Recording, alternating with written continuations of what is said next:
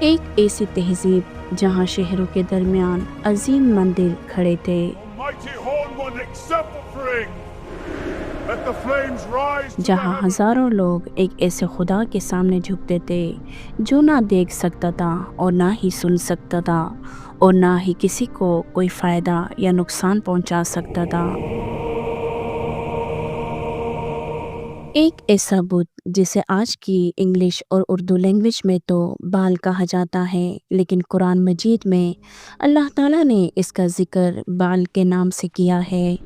مگر سوال یہ ہے کہ کیا بال واقعی میں کوئی خدا تھا یا صرف انسانوں کی بنائی ہوئی ایک کہانی؟ اور پھر وہ وقت بھی آیا جب اللہ کے ایک نبی علیہ السلام نے اس جھوٹے معبود کو کھل کر چیلنج کر دیا، اور پھر ایک ایسا واقعہ ہوا جسے تاریخ آج تک بھول نہیں سکی۔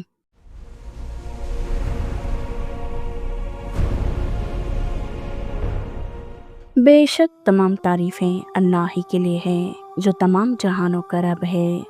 ناظرین، حضرت الیاس علیہ السلام حضرت حزقیل علیہ السلام کے بعد بنی اسرائیل کی طرف مبعوث ہوئے۔ یہ وہ زمانہ تھا جب کہ حضرت سلیمان علیہ السلام کے جانشینوں کی بدکاری کی وجہ سے بنی اسرائیل کی بہت بڑی سلطنت دو حصوں میں تقسیم ہو گئی تھی، جس میں سے ایک یہودا تھا اور ایک یہودیہ کہلاتا تھا۔ اس کا مرکز بیت المقدس اور دوسرا حصہ اسرائیل کہلاتا تھا، اور اس حصے کا پایہ تخت سامرا موجودہ علاقہ نابلیس تھا۔ کہا جاتا ہے کہ حضرت الیاس علیہ السلام اردن کے علاقے جلاد میں پیدا ہوئے تھے۔ اس وقت اسرائیل کے ملک میں جو حکمران بادشاہ تھا، اس کا نام بائبل میں اخی اب اور عربی تاریخ اور تفاسیر میں اخبیہ یا عجب مذکور تھا۔ کہا جاتا ہے کہ اس بادشاہ کی بیوی کا نام ایزابل تھا۔ بادشاہ کی بیوی ایزابل ایک بل نامی بت کی پرستار تھی، اور اس بت کے نام پر اسرائیل میں بل کے نام پر ایک بہت بڑی قربان گاہ اس بادشاہ کی بیوی ایزابل نے تعمیر کروائی تھی اور سارے اسرائیلیوں کو بت پرستی پر لگا دیا تھا۔ کہا جاتا ہے کہ اس بے وقوف عورت نے قوم کو بت پرستی میں مبتلا کر دیا تھا۔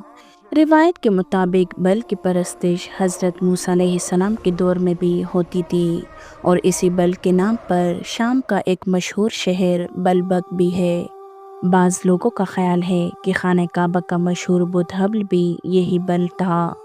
کنانی افسانیات کے مطابق بل مرکزی دیوتا ایل اور سمندر کی دیوی استرات کا بیٹا تھا۔ کہا جاتا ہے کہ بل کو تمام دیوتاؤں میں سب سے زیادہ طاقتور سمجھا جاتا تھا، اور اس کے مقابل ایل جیسے کمزور اور غیر مؤثر خیال کیا جاتا تھا۔ کہا جاتا ہے کہ کنانی لوگ بل کو سورج کا دیوتا اور طوفان کے دیوتا کے طور پر بھی پوجا کرتے تھے۔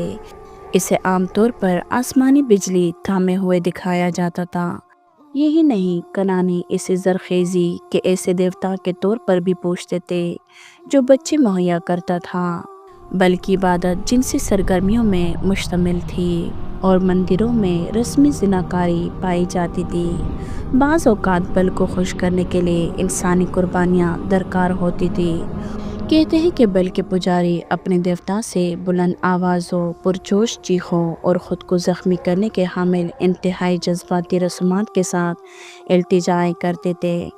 چنانچہ اللہ تعالیٰ نے انسان کی رہنمائی کے لیے حضرت الیاس علیہ السلام کو نبی بنا کر ان لوگوں کی طرف توحید کی تعلیم کے لیے حکم دے کر بھیجا تاکہ آپ اسرائیلیوں کو بت پرستی سے روکیں۔ لیکن بادشاہ اخب اور اس کی ملکہ ایزابل نے حضرت الیاس علیہ السلام کی بات نہ مانی اور طرح طرح سے ان کو پریشان کیا، یہاں تک کہ آپ کو شہید کرنے کے منصوبے بنائے۔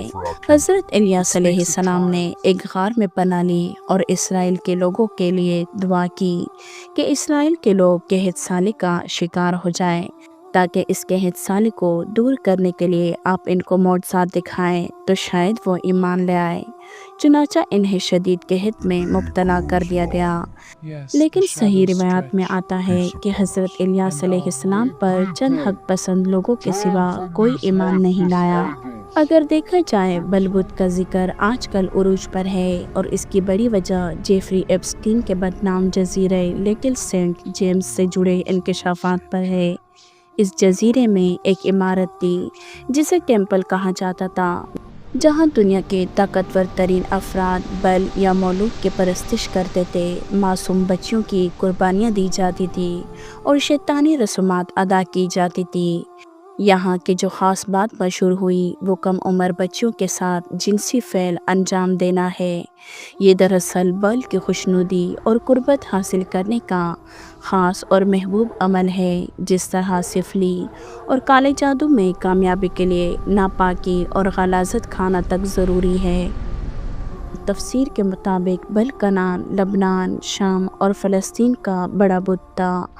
کہا جاتا ہے کہ حضرت موسیٰ علیہ السلام کے زمانے میں اسے مولوک کہا جاتا تھا، جو انسان کی شکل میں سانڈ جیسا سر اور 2 سینگ، تاج اور بازو پھیلائے ہوئے کرسی پر بیٹھا مجسمے کا تانبا خالد تنور جیسا، جس میں آگ جلائی جاتی اور قربانیاں ہاتھوں پر رکھی جاتی جو کہ جل جاتی تھی۔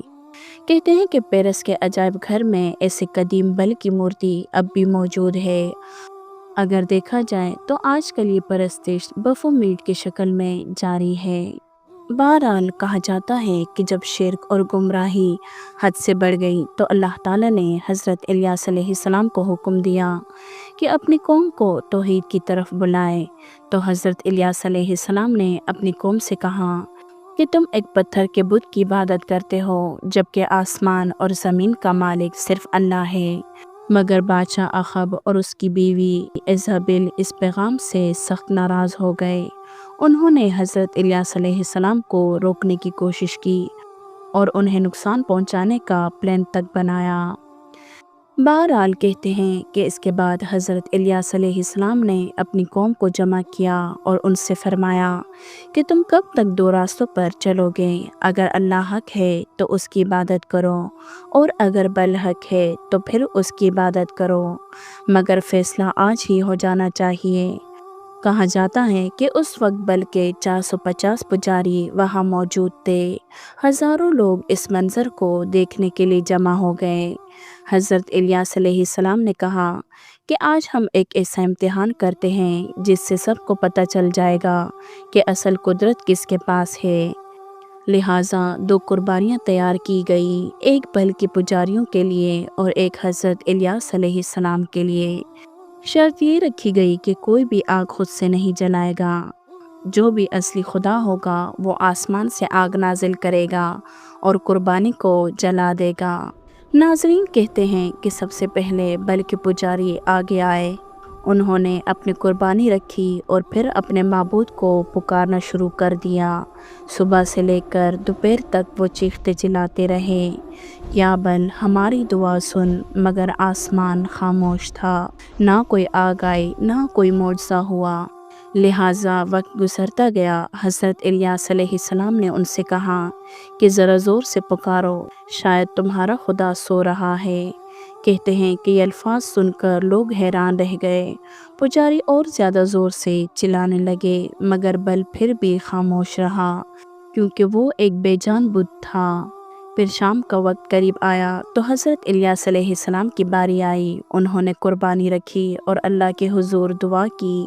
روایت میں آتا ہے کہ اس وقت انہوں نے اللہ سے التجا کی کہ یا اللہ، آج اپنی قدرت ظاہر کر دے تاکہ یہ لوگ سمجھ جائیں کہ تو ہی حقیقی معبود ہے۔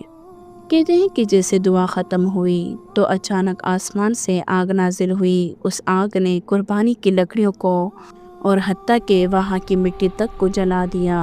یہ منظر دیکھ کر لوگ حیران رہ گئے۔ سب کو سمجھ آ گیا کہ حق صرف اللہ کے پاس ہے اور بل صرف ایک جھوٹا معبود ہے۔